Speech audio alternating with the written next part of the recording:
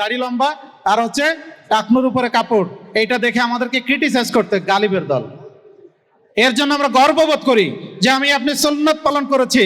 Professor doctor Asadullah আল গালিবের কর্মীরা এইভাবে সুন্নাত পালন করে থাকে। আপনার আমার আদর্শের পরিচয় যেন এইভাবে ফুটে ওঠে সারা বাংলাদেশে। আসসালামু আলাইকুম ওয়া রাহমাতুল্লাহি ওয়া বারাকাতুহু। ইন্নাল হামদুলিল্লাহ নাহমাদুহু ওয়া নুসাল্লি আলা রাসূলিহিল কারীম, আম্মা বা'দ।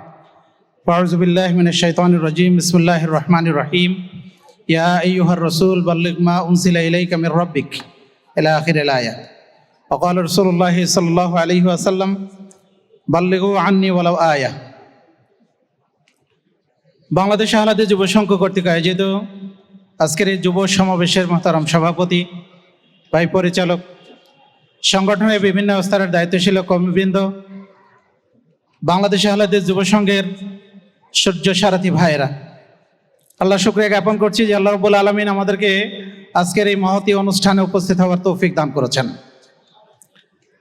সুপ্রিয় ভাইরা, আপনাদের সামনে বিভিন্ন আলোচক গুরুত্বপূর্ণ আলোচনা পেশ করেছেন। আমি মাত্র কয়েকটি বিষয় আপনাদেরকে আহ্বান জানাতে চাই। আজকে যে কথাটা আমাদের ইতিপূর্বে হাদিস ফাউন্ডেশন শিক্ষা বোর্ডের সম্মানিত চেয়ারম্যান বলে গেলেন যে আমরা আজকে কিন্তু সবাই ফেসবুকার আর ইউটিউবার হয়ে গেছে। দেখা যায় একজন মানুষ রাস্তায় অ্যাক্সিডেন্ট হয়ে মারা যাচ্ছে, তাকে উদ্ধার করে হাসপাতালে নিয়ে যাওয়ার পরিবর্তে আমরা ছবি ওঠানো ব্যস্ত থাকি। দয়া করে এই কাজটা না করে মানবতার সেবায় আমরা নিয়োজিত হই। আমাদের জন্য প্রথম কাজ হলো আমরা যেন দ্বীনি কাজে সহযোগী হই। আল্লাহ বলছেন, ওয়া তাআওয়ানু আলাল বিররি ওয়াত তাকওয়া ওয়া লা তাআওয়ানু আলাল ইসমি ওয়াল উদওয়ান। তোমরা নেকি ও তাকওয়ার কাজে পরস্পরকে সহযোগিতা করো, আর পাপাচার ও অবাধ্যতার কাজে একে অপরকে সহযোগিতা করো না। সুতরাং দ্বীনি কাজে আমরা সবাই সহযোগী হব। 2 নম্বর কাজ হলো আমরা সংগঠনের জন্য নিবেদিত হব। বাংলাদেশ আহলাদী যুব সংঘ হাঁটি হাঁটি পা পা করে 1978 সাল থেকে নিয়ে এই পর্যন্ত এই পর্যায়ে এসে উপনীত হয়েছে। সংগঠনের যেটা প্রাণ সেটা হচ্ছে কর্মীরা। কর্মী যদি নিবেদিত হয়, সংগঠন এগিয়ে যায়। সুতরাং আপনাকে আমাকে সংগঠনের জন্য নিবেদিত প্রাণ হতে হবে। যদি সংগঠনকে আমরা অগ্রাধিকার না দিই, আজকে বাংলাদেশ আহলাদী যুব সংঘের যারা কেন্দ্রীয় কাউন্সিল সদস্য আছেন, তারা কিন্তু এই শপথ করে, এই প্রতিজ্ঞা করে কেন্দ্রীয় কাউন্সিল সদস্য হয়েছেন যে আমি বাংলাদেশ আহলাদী যুব সংঘের লক্ষ্য উদ্দেশ্যকে আমার জীবনের লক্ষ্য উদ্দেশ্য হিসাবে গ্রহণ করব। তাহলে সেই শপথ, সেই অঙ্গীকার আপনারা আমার মনে রাখা দরকার। সুতরাং আমি আপনি সবাই বাংলাদেশ আহলাদী যুব সংঘের জন্য, বিশেষত সংগঠনের জন্য নিবেদিত হব। 3 নম্বর বিষয় হলো আকীদা এবং আদর্শের ক্ষেত্রে আমরা হব আপোষহীন। আকীদার ক্ষেত্রে যেমন কোনো আপোষ নাই, ঠিক তেমনিভাবে আদর্শের ক্ষেত্রেও আপোষ নাই। আদর্শের ক্ষেত্রে আমরা যেন অবিবেচকের মতো না বলি এটা দেশীয় কালচার, বরং আমরা যেন এটা বলতে শিখি যে এটা কোরআন হাদিসের আদর্শ, আমি সেই আদর্শের ধারক এবং বাহক। সুতরাং আদর্শের ক্ষেত্রে, কোরআন হাদিসের ক্ষেত্রে কারো সাথে যেন আমাদের আপোষ না থাকে, সেই বিষয়টা আমি আপনাদেরকে বিশেষভাবে আহ্বান জানাই। 4 নম্বর বিষয় হলো আমরা অনেকেই বক্তব্য দিতে পারদর্শী, কিন্তু যে বক্তব্য আমি দিচ্ছি সেই বক্তব্য আপনার আমার আমলে পরিণত করা দরকার কিনা, আমার আমলে পরিণত করতে হবে না? আল্লাহ তো বলছেন, লিমা তাকুলুনা মা লা তাফআলুন, তোমরা এমন কথা কেন বলো যা তোমরা করো না।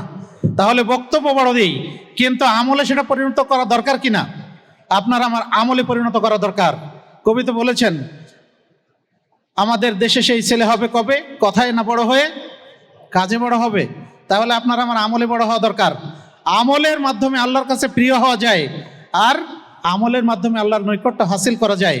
আপনার আমার আল্লাহর নৈকট্য হাসিল হলে দুনিয়া এবং আখিরাত আপনার আমার জন্য কল্যাণময় হবে। সুতরাং আমলের ক্ষেত্রে আমরা যেন পিছিয়ে না পড়ি।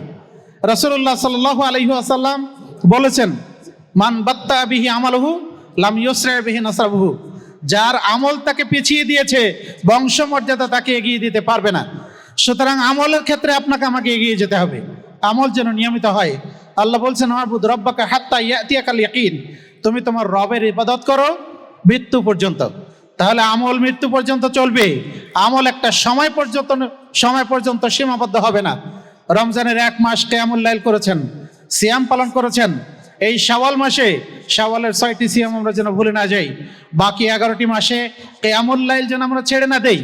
রাসূলুল্লাহ সাল্লাল্লাহু আলাইহি সাল্লাম আব্দুল্লাহ ইবনে আমর রাদিয়াল্লাহু আনহুকে বললেন, হে আমর, তুমি ওই ব্যক্তির মতো হয়েও না যে ব্যক্তি কিয়ামুল লাইল করতো অতঃপর সে ওটাকে ছেড়ে দিয়েছে। সুতরাং রমজানের 1 মাস কিয়ামুল লাইল করেছেন, বাকি 11 মাস যেন এটা অব্যাহত থাকে, জারি থাকে। আমলের ক্ষেত্রে যে আমরা পিছিয়ে না পড়ি। বাংলাদেশ আহলে হাদিস যুব সংঘের কর্মীরা অবশ্যই আমলের ক্ষেত্রে এগিয়ে যাবে ইনশাআল্লাহ।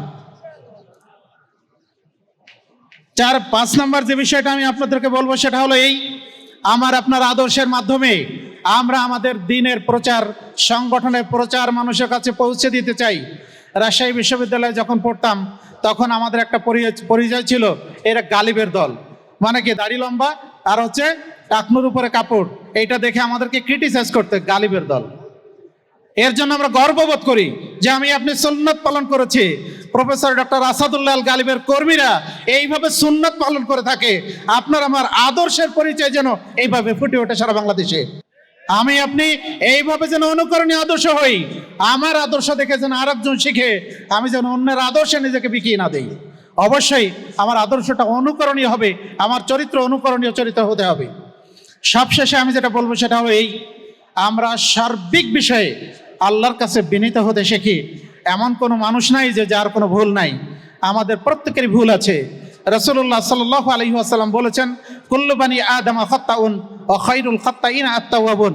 প্রত্যেক আদম সন্তানই ভুলকারী, আর সর্বোত্তম ভুলকারী হচ্ছে তওবাকারী।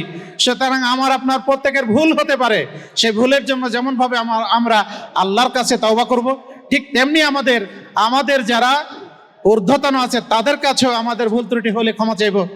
আমরা তার কাছে ক্ষমা চাইতে কখনো কার্পণ্য করব না, আমার ভুল হতেই পারে, সুতরাং তার কাছে ক্ষমা চাইব, আল্লাহর কাছেও তওবা করব। আল্লাহর কাছে প্রিয় হওয়ার অন্যতম মাধ্যম হচ্ছে আমরা আল্লাহর কাছে বেশি বেশি করে তওবা করি।